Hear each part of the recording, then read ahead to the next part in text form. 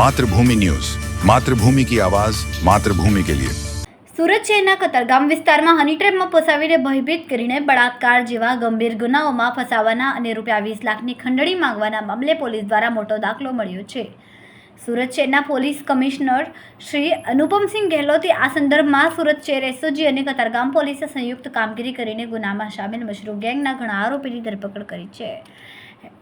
આ ગેંગ દ્વારા મહિલાઓ અને પુરુષોને ફસાવીને મહિલા સભ્યો પુરુષોને પોતાના મકાન કે ફ્લેટ ખાતે આમંત્રણ આપીને અંતરંગ પરિસ્થિતિમાં રહેતા જ પોલીસ તરીકે ડરે એવા પુરુષોને હની ટ્રેપ બનાવવાના કેસ દાખલ કર્યા, તેમને ધમકાવ્યા અને સમાજમાં બદનામ કરવાની ધમકી આપીને લાખો રૂપિયાની ખંડણી માંગતા હતા।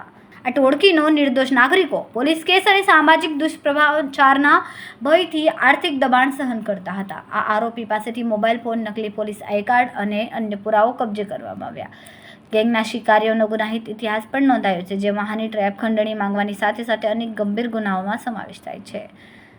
સુરત પોલીસ આ કેસને ગંભીરતાથી લઈને તમામ સંડોવાયેલા સામે ઓર્ગેનાઇઝ ક્રાઇમ તેમજ બનાવટી દસ્તાવેજો કાયદા હેઠળ સખત કાર્યવાહી કરી રહી છે। આરોપી વિરુદ્ધ આજીવન કેદ અને ભારે દંડ સુધીની સજા શક્ય છે।